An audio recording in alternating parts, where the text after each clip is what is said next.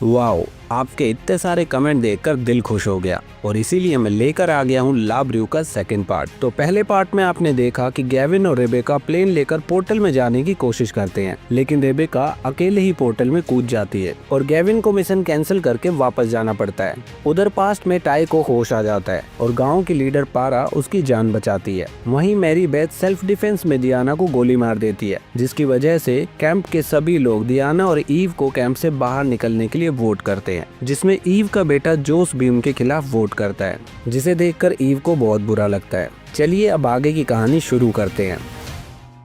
वहीं वर्तमान समय में गेविन को फिर से गिरफ्तार कर लिया जाता है और उससे एक एग्रीमेंट पे साइन करवा के छोड़ दिया जाता है ताकि वो फिर से ऐसा कोई स्टेप ना ले। फिर वहां से निकलकर वो सोफिया से मिलता है और उसको बताता है कि उसको अडॉप्ट किया गया था और अडॉप्शन से पहले का उसको कुछ भी याद नहीं। अगर वो किसी तरह अपने रियल फैमिली का पता लगा ले तो उसे पता चल सकता है कि उसको वो सारे विजन्स क्यों आते हैं। गेविन की बात सुनकर सोफिया रिसर्च करती है और उस चर्च का एड्रेस ढूंढती है जहाँ पर गेविन का पालन पोषण हुआ था। फिर वो दोनों तुरंत चर्च में जाते हैं जहाँ पर वो लोग एक बूढ़ी औरत से मिलते हैं जो गेविन को देखते ही पहचान लेती है और उन्हें बताती है कि उसको गेविन सड़क के किनारे खड़ा मिला था और उसके साथ एक 12 साल की लड़की भी थी। इन दोनों बच्चों को कुछ भी याद नहीं था, इसलिए चर्च ने दोनों बच्चों को अलग अलग फैमिली को अडॉप्शन के लिए दे दिया। बूढ़ी औरत की ये बात सुनकर गेविन बहुत हैरान होता है क्योंकि उसको वो 12 साल की लड़की याद नहीं थी। अब सोफिया अपने कॉन्टेक्ट का इस्तेमाल करके उस लड़की का एड्रेस भी पता लगा लेती है और वो दोनों तुरंत उस एड्रेस पर पहुंचते हैं, लेकिन वो देखते हैं कि वो लड़की वहां नहीं रहती, लेकिन उसके घर के आंगन में पत्थरों से एक हाथ का निशान बना होता है,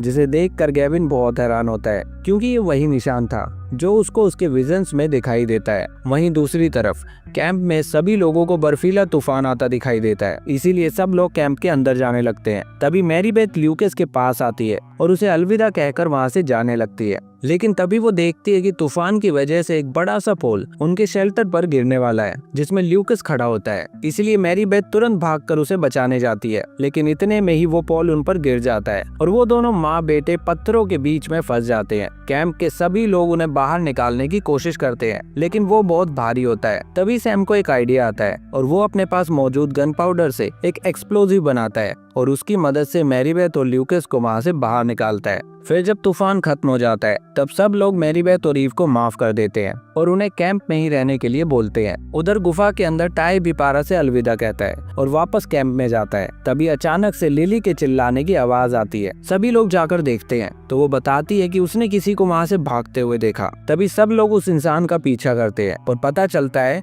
कि वो कोई और नहीं बल्कि वही बच्चा है जो उस गांव में उनको मिला था। इस बच्चे का नाम आइजिया होता है। आइजिया को भागते हुए गिरने से चोट लग जाती है, इसलिए सब लोग उसे लेकर कैंप वापस आते हैं और डॉक्टर सैम उसकी चोट पर पट्टी करता है। तभी उन्हें एक आइडिया आता है कि वो लोग आइजिया का इस्तेमाल करके गांव वालों से दोस्ती कर सकते हैं और यही सब सोचकर वो लोग आइजिया को जीप में बैठाकर उसके गांव ले जाते हैं। फिर जीप में बैठकर आइजिया उन्हें बताता है कि वो उन सब पर शुरू से ही नजर रख रहा था और उसे पता था कि वो लोग बुरे नहीं हैं। फिर जैसे ही वो लोग आइजिया के गांव में पहुंचते हैं तो गांव वाले लोग उनकी जीप को चारों तरफ से घेर लेते हैं, लेकिन आइजिया को उनके साथ देखकर वो शांत हो जाते हैं। फिर टाई पारा से बात करता है और उससे रिक्वेस्ट करता है कि वो लोग दोस्ती करना चाहते हैं ताकि सब लोग मिलकर शांति से रह सके और अगर गांव वाले लोग उन्हें खेती करना और घर बनाना सिखा देंगे तो वो लोग भी यहाँ पर जिंदा रह पाएंगे। पारा टाई की बात मान लेती है और कैंप के लोगों को गांव में आने देती है। फिर जब सब लोग साथ में खेती सीख रहे होते हैं तब पारा उन्हें बताती है कि उन्होंने 60 साल पहले सबसे पहली ग्रीन लाइट देखी थी और उसमें से जो लोग आए थे वो बहुत बुरे थे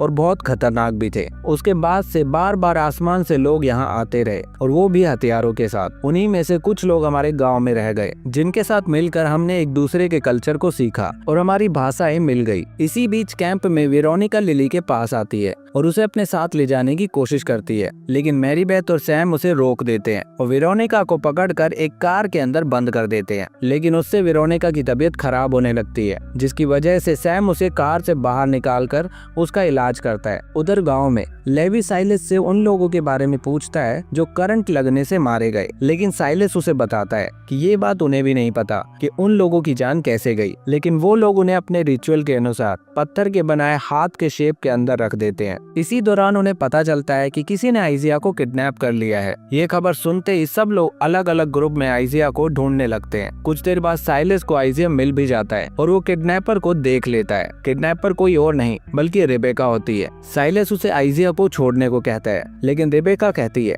मैं इसको नहीं छोड़ सकती, मुझे इसको इसकी डेस्टिनी तक लेकर जाना है। साइलस उसकी ये बात सुनकर गुस्से में आता है और उसको चाकू मार देता है और आइजिया को लेकर वहाँ से भाग जाता है। फिर कुछ देर बाद बाकी लोग भी वहाँ आते हैं और रेबेका को घायल देखकर उसको गांव में लेकर जाते हैं, जहाँ पर वो लोग उसका इलाज करते हैं। तभी लेवी फोटो में देखकर रेबेका को पहचान लेता है, लेकिन रेबेका कहती है कि उसे सिर्फ ईव से बात करनी है। वहीं साइलस आइजिया के साथ छुप रहा होता है और सोच रहा होता है कि रेबेका ने आइजिया का असली नाम गेविन क्यों लिया। फिर जब साइलस खाना ढूंढने के लिए बाहर जाता है, तभी आइजिया वहां से भागने का फैसला करता है। उधर वर्तमान समय में गेविन, सोफिया और इजी उस लड़की का एड्रेस ढूंढ लेते हैं और वहां जाते हैं। वहां पहुंचकर गेविन को लगता है कि उसने ये जगह पहले भी देखी है और उनके बैकयार्ड में एक छोटा सा गड्ढा भी होता है। तभी अचानक से गेविन को फिर से विजन्स आने लगते हैं। इसी दौरान पास्ट में रेबेका ईव से मिलती है और उसे बताती है कि आइजिया को ग्रीन लाइट में जाना होगा क्योंकि आइजिया ही तुम्हारा पति गेविन है। दरअसल आइजिया ग्रीन लाइट से होकर 1988 में जाएगा, जहाँ पर चर्च के लोग उसको अडॉप्शन के लिए दे देंगे और आगे चलकर वो तुमसे शादी करेगा और तुम्हारे बच्चे होंगे, जोश और इजी।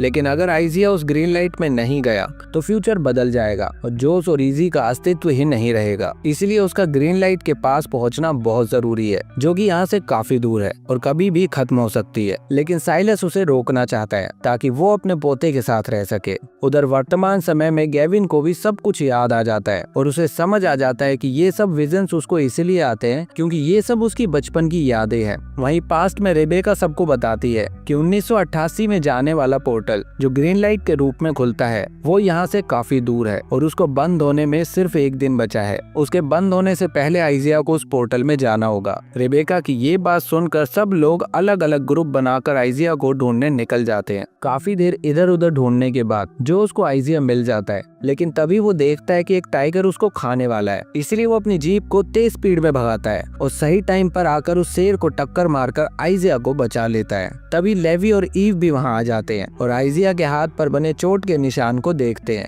जो कि गेविन के हाथ पर बने निशान से मैच करता है और उन्हें रेबेका की बातों पर यकीन हो जाता है कि आइजिया ही गेविन है। तभी वो फैसला करते हैं कि वो सब लोग मिलकर आइजिया को उस पोर्टल तक लेकर जाएंगे। लेकिन साइलस उनको देख लेता है और उनका पीछा करने लगता है क्योंकि वो अपने पोते को अपने साथ रखना चाहता है। वहीं वर्तमान समय में वो लड़की अपने घर पर आ जाती है जिसका नाम इला होता है। ये वही लड़की होती है जो सन 1988 में चर्च वालों को सड़क के किनारे गेविन के साथ मिली थी। इला बताती है कि उसको भी अडॉप्शन से पहले की कोई बात याद नहीं। वो बताती है कि उसको भी विजन्स आते हैं, लेकिन उसको नहीं लगता कि ये कोई उसका पास्ट है या उसकी यादें। उधर पास्ट में ईव, जोस, लेवी और आइजिया देख लेते हैं कि साइलस उनका कुछ लोगों के साथ पीछा कर रहा है, इसलिए वो तेजी से आगे बढ़ने लगते हैं। लेकिन तभी उनके सामने एक खाई आ जाती है जिसको पार करने के लिए एक छोटा सा ब्रिज बना होता है। ईव और आइजिया सबसे पहले उस ब्रिज को पार करते हैं, लेकिन इतने में ही साइलस के लोग वहां आ जाते हैं और उन्हें आता देखकर लेवी ब्रिज की रस्सी को काट देता है ताकि साइलस के लोग आइजिया को पकड़ ना पाए। साइलस जोस और लेवी को ही पकड़ लेता है और ईव को धमकी देता है कि वो आइजिया को वापस कर दे, वरना वो जोस और लेवी को जान से मार देगा। उधर वर्तमान समय में इला को भी पता चलता है कि आखिरकार वो थी कौन। दरअसल वो कोई और नहीं बल्कि लिली होती है, वही लिली जो वेरोनिका के साथ 2024 से साल 10,000 BC में गई और फिर वहां से साल 1988 में। जब वो 1988 में आइजिया के साथ पहुंची तो उसको भी अपने पास्ट का कुछ याद नहीं था और उसने भी अपनी एक नई लाइफ शुरू कर दी। मतलब कि 2024 की टाइमलाइन में एक साथ दो लिली थी, लेकिन दोनों को एक दूसरे के बारे में कुछ नहीं पता था। उधर पास्ट में रेबेका कैंप के लोगों को ये बताती है कि यहाँ से कुछ दूरी पर ही एक छोटा सा पोर्टल एक दिन के लिए खुलेगा जो कि सीधा 1988 के समय में ले जाएगा। इसीलिए आप लोग फैसला कर सकते हैं कि किसी को वहां जाना है या नहीं। इसके बाद रेबेका लिली के पास जाती है और उसे एक मैप देकर उस पोर्टल में जाने को कहती है ताकि लिली भी 1988 में गेविन के साथ पहुंच सके और फ्यूचर में कोई भी बदलाव ना हो। रेबेका की बात मानकर लिली वहां से जाने को रेडी हो जाती है। उधर वर्तमान समय में इला अपने बचपन का सामान दिखाती है जिसमें डॉक्टर रेबेका का दिया हुआ मैप भी होता है। उस मैप में सभी पोर्टल की लिस्ट होती है कि कब कौन सा पोर्टल और और कहाँ पे खुलेगा। इसी दौरान पास्ट में ईव और आइजिया को टाई और पारा मिलते हैं, जो कि उनकी मदद के लिए बाकी लोगों को लेने के लिए कैंप वापस चले जाते हैं और फिर काफी देर तक वापस नहीं आते। इसलिए ईव आइजिया को समझाती है कि उसको टाइम पोर्टल की तरफ अकेले ही जाना होगा और वो खुद जोस को बचाने जाती है। लेकिन आइजिया पोर्टल की तरफ नहीं जाता और छुपकर साइलेस और ईव को देख रहा होता है। साइलेस ईव से कहता है, मुझे पता है कि आइजिया के वापस नहीं जाने से तुम्हारी फैमिली गायब हो जाएगी, लेकिन मुझे इस बात से कोई फर्क नहीं पड़ता। इतने में ही साइलेस का एक आदमी आइजिया को देख लेता है, लेकिन तभी टाई और पारा कैंप से कुछ लोगों को साथ लेकर वहां पर पहुंच जाते हैं, जिसमें सैम उस आदमी को बेहोश करके आइजिया को बचा लेता है। फिर वो राइले, मैरीबेथ और ल्यूकस को कहता है कि वो आइजिया को पोर्टल तक ले जाए और बाकी लोग मिलकर जोस, लेवी और ईव की मदद करते हैं। लेकिन तभी अचानक से जोस को बहुत वीकनेस होने लगती है, मतलब उसका अस्तित्व खतरे में होता है क्योंकि आइजिया अभी तक पोर्टल में नहीं गया होता। उधर वर्तमान समय में इजी को भी कुछ अच्छा फील नहीं हो रहा होता।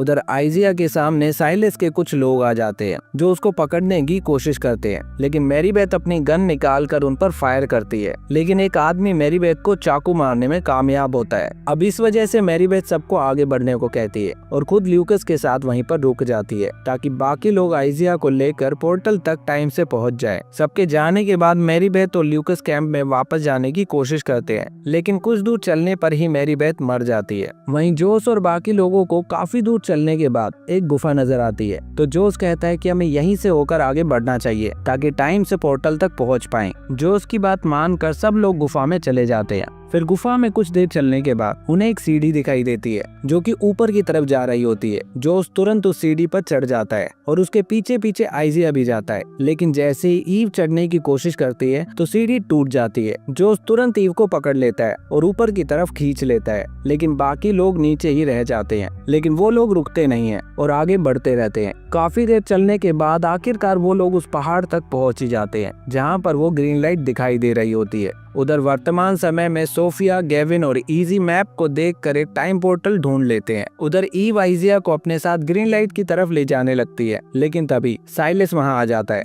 और ईव को धक्का देकर आइजिया को अपने साथ ले जाने लगता है। हालांकि आइजिया उसके साथ जाना नहीं चाहता। इसी दौरान जोस और इजी को भी बहुत कमजोरी महसूस होने लगती है क्योंकि आइजिया अभी भी टाइम पोर्टल में नहीं पहुंचा होता। लेकिन तभी टाई और पारा वहां आ जाते हैं और टाई साइलेस पर गन पॉइंट करके उसको समझाने की कोशिश करती है कि उसको आइजिया को रोकना नहीं चाहिए और अपनी डेस्टिनी को स्वीकार कर लेना चाहिए। अब उन दोनों के समझाने पर साइलेस मान जाता है और आइजिया को जाने देता है। इसके बाद आइजिया उस टाइम पोर्टल के अंदर चला जाता है, जिसके तुरंत बाद ही जोस और इजी को ठीक फील होने लगता है। इसके कुछ देर बाद लिली भी वहां पहुंच जाती है और ग्रीन लाइट के पास जाकर खड़ी हो जाती है। ग्रीन लाइट अब छोटी हो रही होती है और लिली उसके अंदर जाने से डरती है। तभी राइले और जोस उसके पास जाते हैं और उसको हौसला बढ़ाते हैं, लेकिन इतने में ही वो ग्रीन लाइट एकदम से बड़ी होती है और अपने अंदर लिली के साथ राइले और जोस को भी ले जाती है। मतलब जोस और राइले भी अब साल 1988 में चले जाते हैं, जहां पर उनको नहीं जाना था। उधर वर्तमान समय में गेविन फैसला करता है कि वो अपने परिवार को बचाने के लिए खुद वहां जाएगा, इसलिए वो अपनी बेटी इजी और इला के साथ उस टाइम पोर्टल में कूद जाता है